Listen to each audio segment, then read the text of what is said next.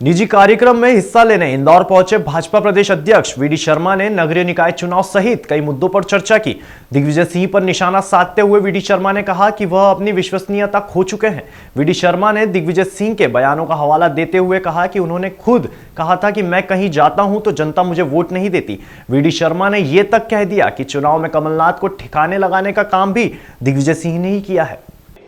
दिग्विजय सिंह जी को तो इस देश के लोकतंत्र पर कोई विश्वास नहीं है, इस देश की व्यवस्था पर कोई विश्वास नहीं है, इस देश के धर्म पर उनको कोई विश्वास नहीं है और न्यायपालिका पर तो विश्वास उनको है ही नहीं।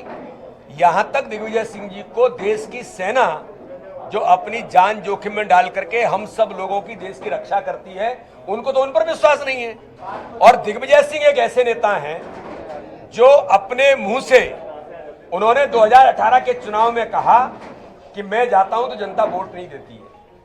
क्रेडिबिलिटी जिस नेता की खत्म हो गई हो, उनके बारे में मुझे लगता है आप लोग पता नहीं क्यों बार बार प्रश्न करते हैं। आपको उनसे पूछना चाहिए कि आपकी क्रेडिट नाम की कोई चीज नहीं देश के अंदर, प्रदेश के अंदर, तो आप ये बयान क्यों देते हैं? केवल मीडिया में हाईलाइट में कैसे रहूं, इतना ही सीमित है। मैंने तो चुनाव के दौरान कहा था, उपचुनाव में, कि कमलनाथ जी आपके मित्र कहां हैं जो सरकार चला रहे थे। ये कमलनाथ जी को ठिकाने लगाने का काम भी दिग्विजय सिंह जी ने किया है।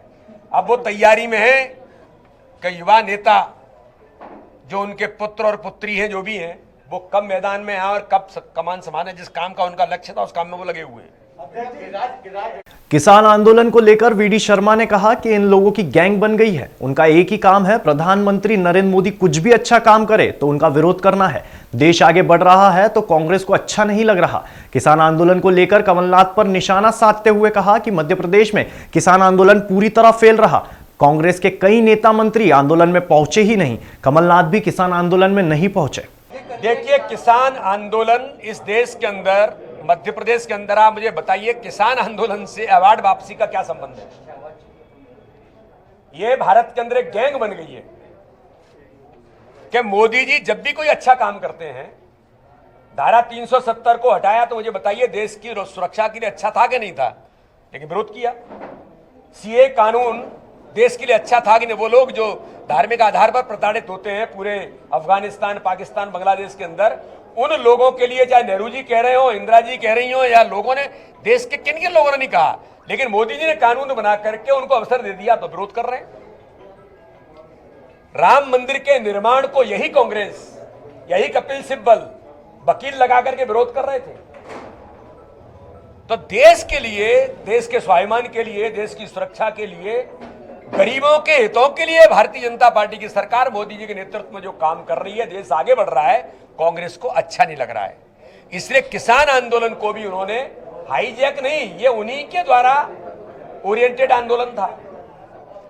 और मध्य प्रदेश के अंदर तो इतना फेल हुआ कि उनके नेता ही गायब थे। कमलनाथ जी कहां थे आंदोलन के अंदर? आप मित्रों को ये पूछना चाहिए। कमलनाथ जी कांग्रेस के अध्यक्ष हैं, नेता प्रतिपक्ष हैं, पूर्व मुख्यमंत्री थे, कहां गए वो आंदोलन के अंदर? तो आंदोलन बुरी तरह से विफल हुआ और मध्य प्रदेश के किसानों ने, देश के किसानों ने माननीय मोदी जी के नेतृत्व में बना हुआ जो कानून है, जो किसान हितों के लिए है, उसका समर्थन, उस एक्ट का इस देश के किसानों ने किया है। क्योंकि मोदी जी किसानों के जीवन स्तर को ऊंचा उठाने से लेकर के आय दोगुनी करने से लेकर उनके सक्षम और समृद्ध किसान कैसे बनाएगा देश का, इस काम में माननीय मोदी जी लगे हैं और किसानों ने उस एक्ट का समर्थन किया है।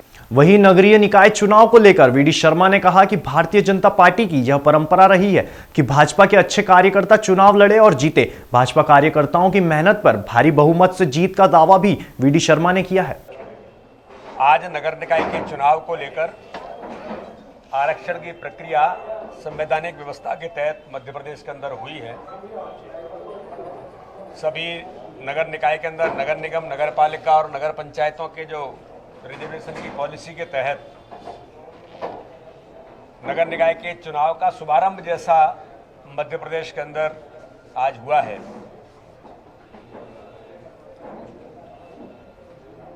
इस नगर निकाय के चुनाव के रिजर्वेशन के दौरान एक बात का विशेष तौर पर मैं सभी मीडिया के मित्रों से उल्लेख करना चाहता हूं कि संवैधानिक व्यवस्था में जो चीज़ें बनती हैं उसके अनुसार हम सब लोगों को काम करना पड़ता है।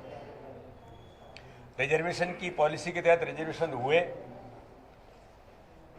लेकिन जब छिंदवाड़ा नगर निगम के रिजर्वेशन में ट्राइबल वहां के नगर निगम को ट्राइबल रिजर्वेशन जब घोषित हुआ, कांग्रेस ने ऑफिशियली ये कंप्लेंट करके ये कहना कि ये जो रिजर्वेशन है वो ठीक नहीं है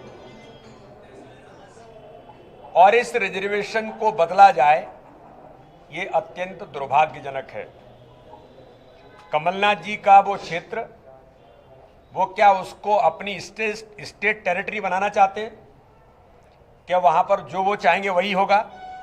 और कांग्रेस का चरित्र भी इससे उजागर होता है कि कांग्रेस अनुसूचित जनजाति विरोधी चरित्र जो कांग्रेस का है, इस वक्तव्य से और छिंदवाड़ा नगर निगम के रिजर्वेशन में अनुसूचित जनजाति का जो रिजर्वेशन हुआ उसका विरोध करके कांग्रेस का चरित्र उजागर हुआ और कमलनाथ जी का भी चरित्र उजागर हुआ है कि वो अनुसूचित जनजाति विरोधी हैं।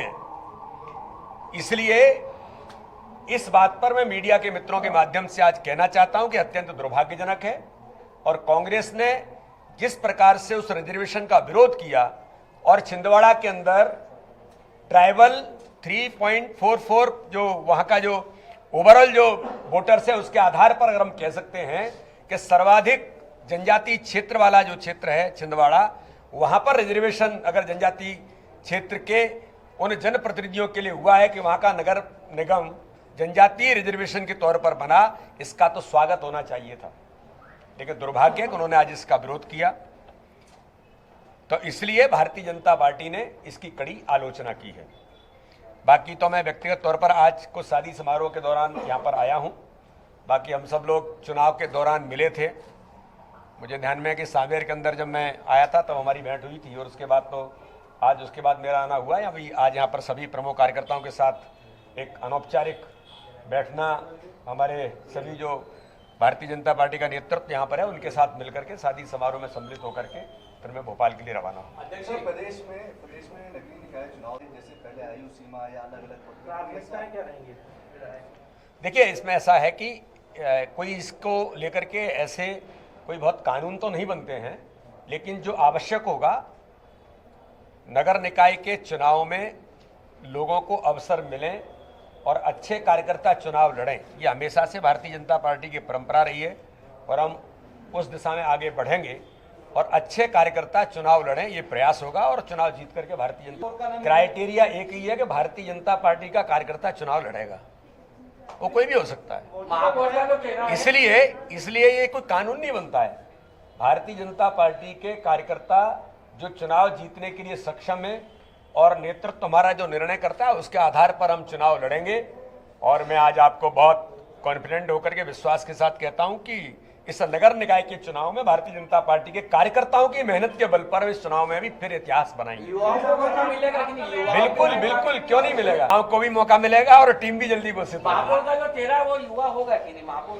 देखिए, मेरा ऐसा मानना है कि चुनाव जीतने के लिए जो आवश्यक है वो तय होगा और नगर निकाय के चुनाव में अच्छे बहुमत के साथ भारतीय जनता पार्टी जीतेगी।